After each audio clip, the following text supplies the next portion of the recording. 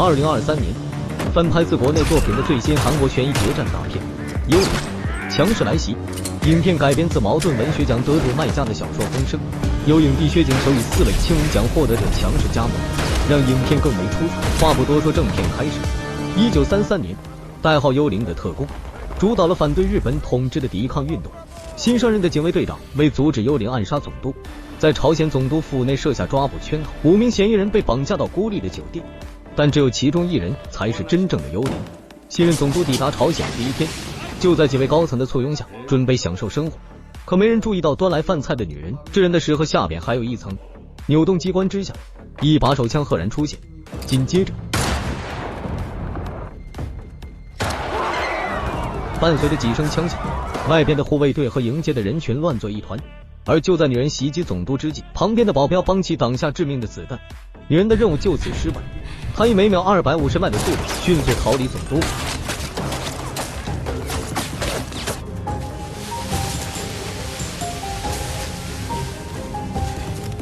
可最终还是没有跑过子弹，女人中枪身亡。次警出现在身边，看到了女儿被干掉的一幕，他抱起女人伤心流涕。可等警卫队长赶来，只看到了一具冰冷的尸体。而此时的次警已经回到了人群中，没有人注意到满手鲜血的他。次警戴上了手套，然而此时同事白虎迎面走来，竟然帮他掩盖了脖子上的血迹。两人并未沟通，但男人眼神非常坚定，似乎明白了什么。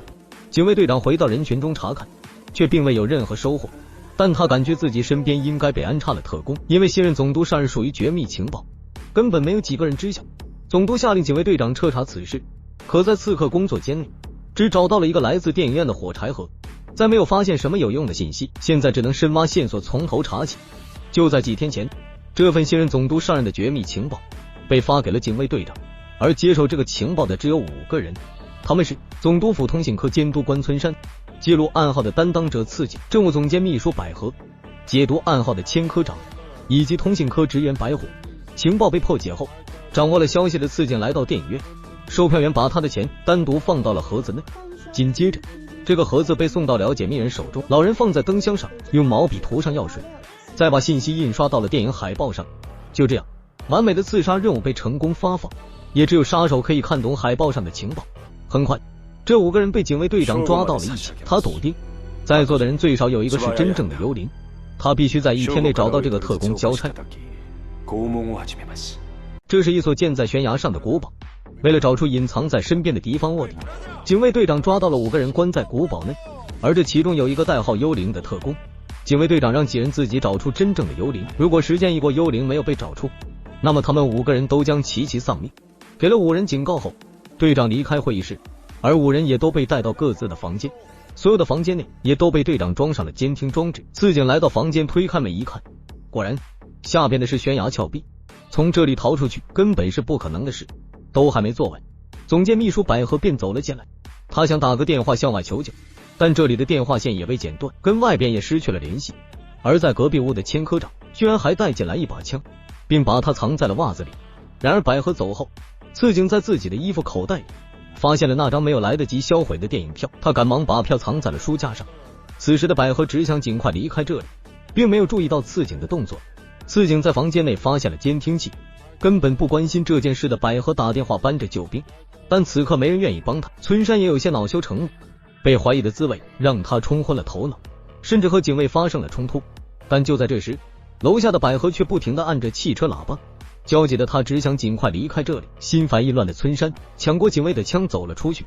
队长来到百合面前鸣枪警告，但百合并不相信他敢开枪，可没想到一旁的村山却果断扣动了扳机。突如其来的一枪吓了百合一跳，眼见气氛如此紧张，屋里屋外的人都才意识到必须要找出真正的幽灵，不然他们真的会被队长干掉。百合也被扔回了古堡。村山为了找到幽灵的线索，他开始挨个搜查房间，来到次警房间，看到了那本被移动的书，并且翻看着他的行李，还检查了行李箱中是否藏有夹层。而为了报一枪之仇的百合来到村山面前，威胁要把他陷害成幽灵。不愿与他过多纠缠的村山气冲冲的离去了。而等次警回来，正好看到村山走出自己的房间，走进去一看，果然行李被翻找了一地。最重要的是，书架上的书已经不知所踪，这肯定是村山拿走了那本书。于是他冒险飞檐走壁的要爬到村山房间。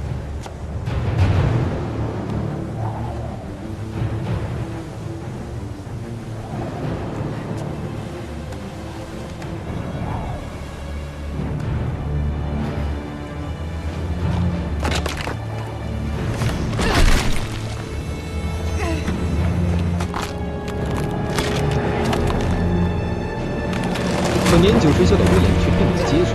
好在女人体力还算强健，最终还是奋力地爬进了旁边的房间。本想拿到书后悄悄溜走，却没成想村山却在房中。他发现了刺激，二人扭打在了一起。而在房间的另一边，百合叫来了对自己爱慕已久的千科长，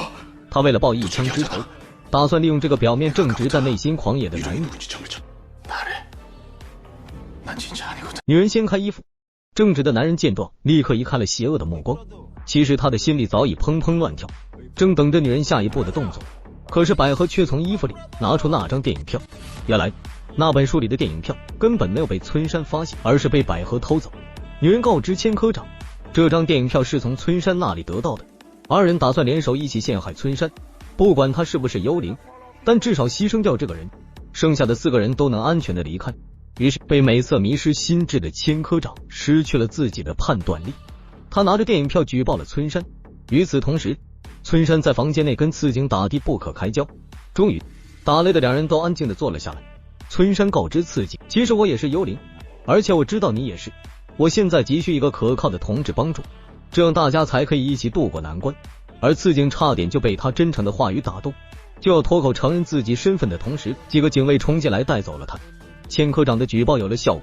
村山被带到了警卫队长的面前。而这一切看似也是铁板钉钉，都以为现在已经皆大欢喜的同时，沉浸多时的白虎终究没有等来胜利的曙光。警卫队长以他的家人安全威胁，白虎这才说出了此警的真实身份，就是幽灵。原来早在总督遇刺的那一天，白虎就猜出了刺警的身份。就这样，他一个神助攻反而救下了本来已经死定的村山。6个人坐在了同一张餐桌上，镇定的队长二话不说直接将白虎击毙。毕竟这种墙头草放在哪一方都是不受待见的，他也算是死有余辜。但就在队长审问刺警的同时，百合却拿起武器进行了反击。女人一改往日娇惯蛮横的模样，此刻的她更像是一位战士。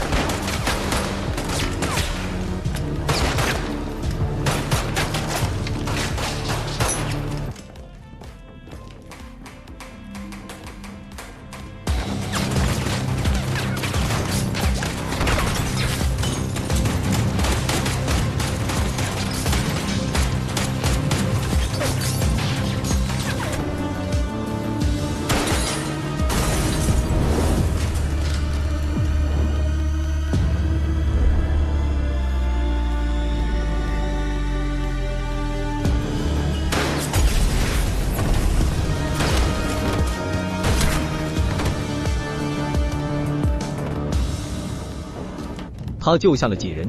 百合这才告知刺警自己也是幽灵，而且他比刺警混进来的更早。于是两人联起手一起逃跑，但终究在逃出古堡的最后一刻，他把刺警推了上去，自己正准备上去，却听到队长追了上来。为了争取时间，他毅然冲了出去，承认了自己的特工身份。而刚一出来的刺警又遇到了追出来的村山，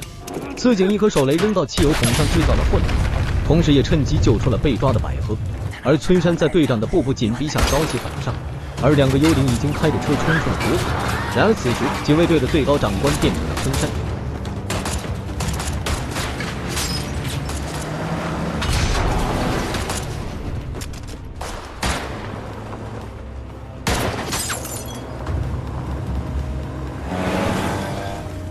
为了抓住2个幽灵，丧心病狂的村山设下了陷阱，他引来学校所有的爱国人士，可他的如意算盘没有打好，却被2人反杀。